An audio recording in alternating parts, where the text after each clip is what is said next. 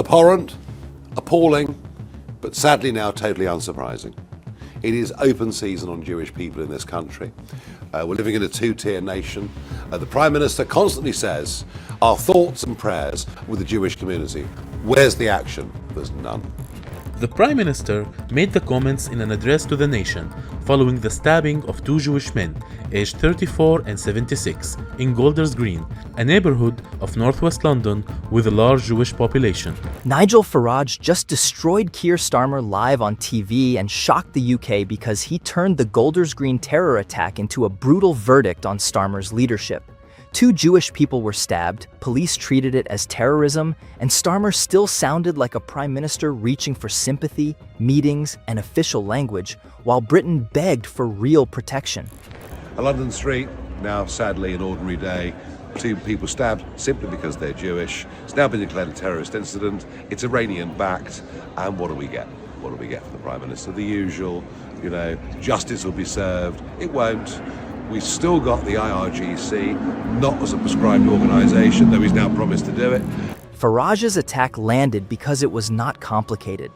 A London street became the scene of two Jewish people being stabbed, and Farage looked at the whole thing and said, enough.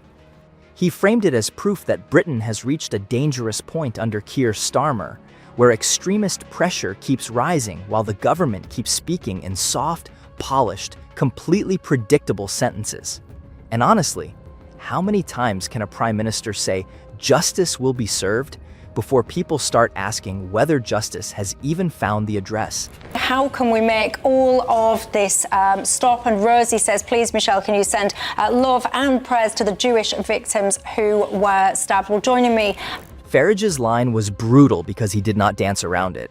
He said the victims were stabbed simply because they were Jewish, and the incident was declared a terrorist incident.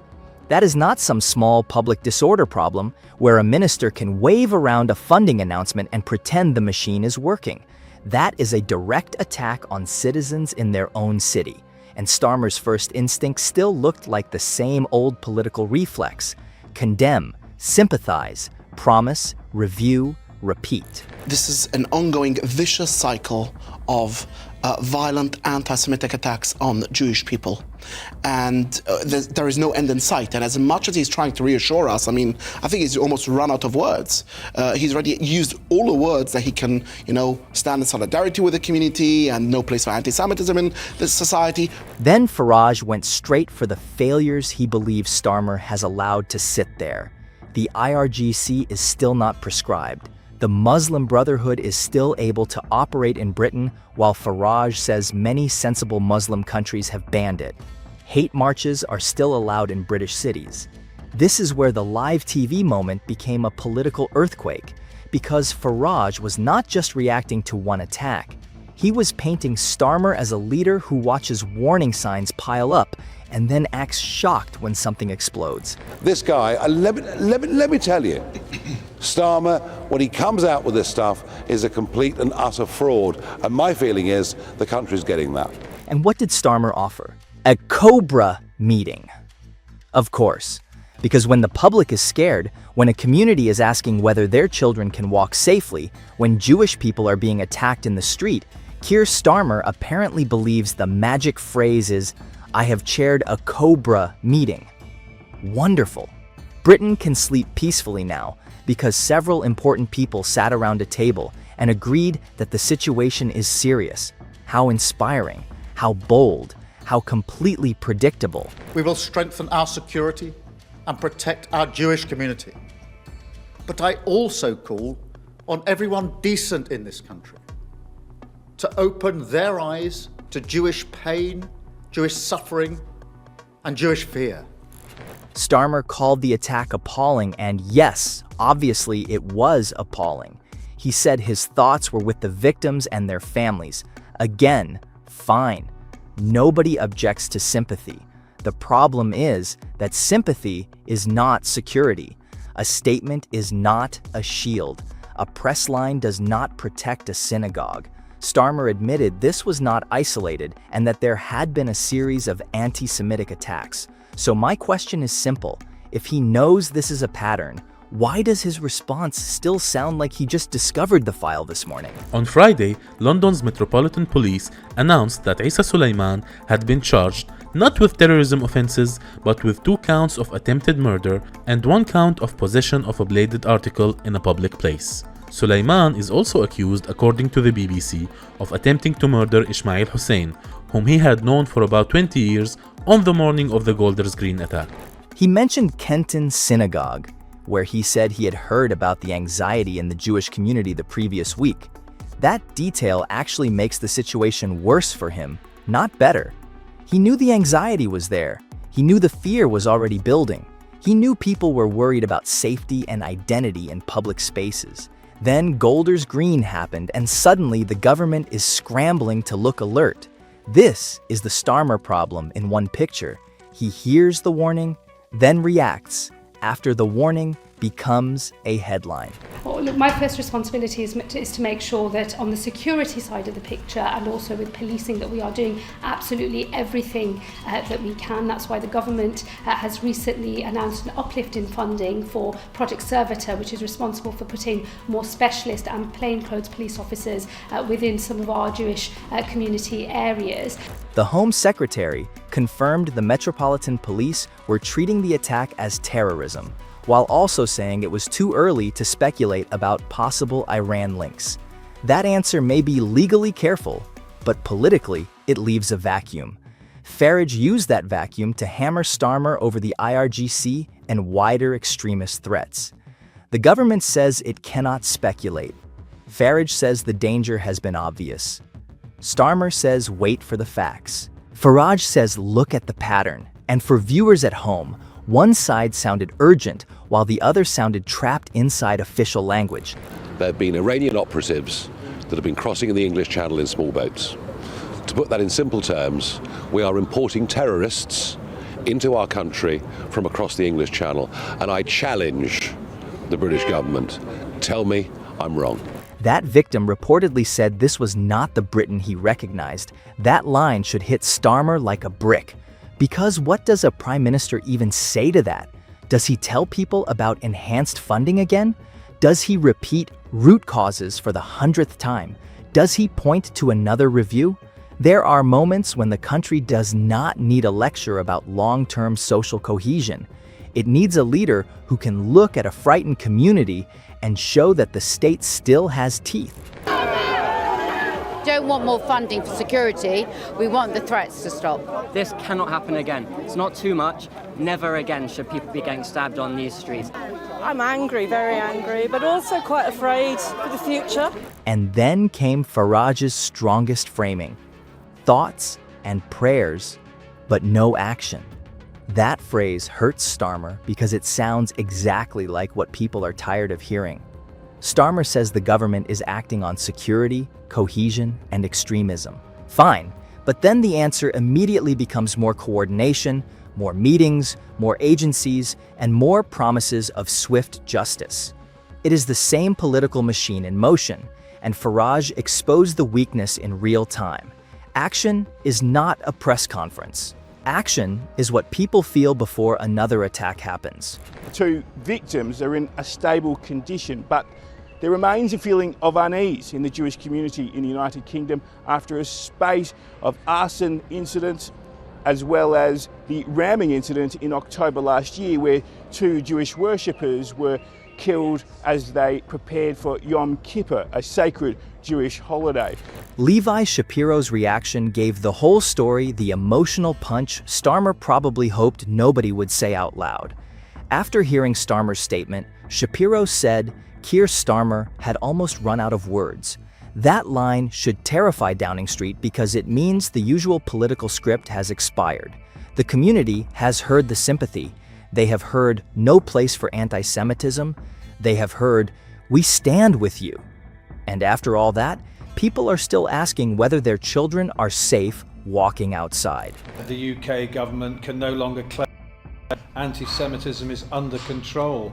And he says the Prime Minister's words are no substitute for confronting roots of anti-Semitism. The Jewish community, are they losing patience with all this sympathy and warm words and not enough action? That is where Starmer's weakness becomes impossible to hide. Shapiro said this keeps happening under the current government and current prime minister. He called it an ongoing vicious cycle of violent anti-Semitic attacks with no end in sight. That is not some random social media rant. That is a Jewish community leader speaking after visiting victims in hospital.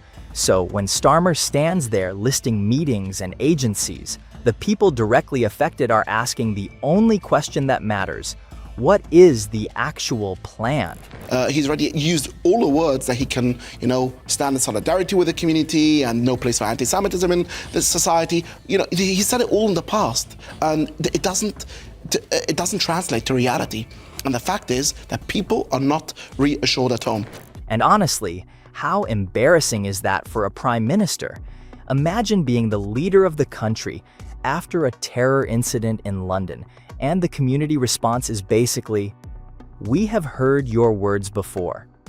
That is a complete meltdown of credibility. Starmer can dress it up as coordination, security work, protective funding, and root causes. But if the people he is trying to reassure do not feel reassured, then the performance failed. You cannot govern through press statements while communities are measuring danger in school runs and synagogue visits. It comes after 2 Jewish men were stabbed in Golders Green in North London yesterday. Today, the Prime Minister visited the scene. He was heckled and booed as members of the Jewish community accused the government of doing too little to protect them. Shapiro made the fear real. He said people are not reassured at home. They are asking whether they should allow their children to walk on the streets. He specifically mentioned visible or Orthodox Jewish people feeling unsafe outside. That detail matters because it shows the failure is not abstract. It is not a think tank debate. It is parents, families, worshipers, and ordinary citizens calculating whether their identity makes them a target. Starmer can talk about cohesion all day, but fear on the pavement is stronger than any slogan from Number 10.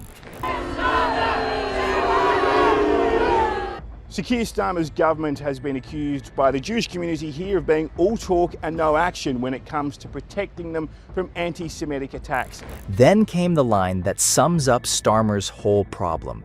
Shapiro warned that after attacks, the government comes out with statements, shows support, and then by tomorrow or next week, the issue is forgotten until another attack happens. That is exactly why Farage's thoughts and prayers but no action line cut so deep. It matched what the community was already feeling. Farage did not invent the anger. He simply gave it a microphone, while Starmer stood there acting surprised that people were no longer clapping for recycled sympathy. These are organisations that promote hate and terrorism. They're allowed to actively operate in this country. One of them actually fundraises actively in this country. And let's talk about the hate marches, because this is where Starmer suddenly discovered urgency after being cornered. In his BBC interview, he admitted too many people either do not see anti-Semitism or do not want to see it. That is a serious admission. But again, why does Keir Starmer always sound strongest after the crisis has already become impossible to ignore? He singled out the chant, "Globalize the Intifada," and said it is completely off limits and should be prosecuted. Great. So why did it take this much fear, pressure, and public outrage for the Prime Minister to sound clear? If you stand alongside people who say globalize the Intifada, you are calling for terrorism. Starmer also said people on marches where that chant is happening should question themselves. Fair enough. But the Jewish community has been talking about the cumulative effect of repeated marches for a long time. Starmer admitted that too.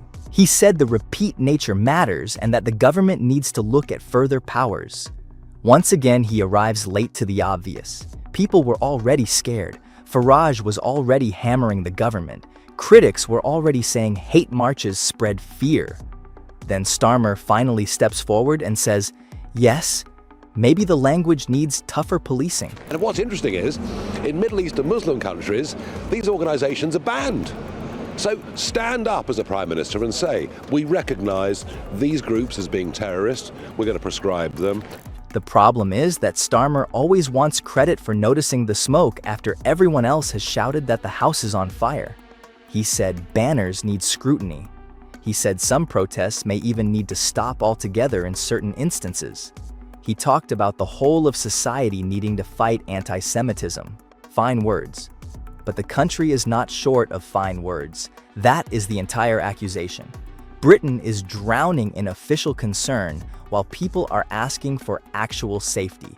Starmer seems to think sounding morally serious counts as being operationally serious. Do not want Jewish people in our country to be leading a smaller life or to have to build ever higher walls in order to keep themselves safe. These are not warm words, they are a statement of intent and what is not acceptable in our country. I will not tolerate a situation. A studio commentator went even harder, calling the IRGC basically the terrorist arm of the Iranian regime and saying Starmer had been Prime Minister for almost 2 years while still talking about possibly prescribing it in the future.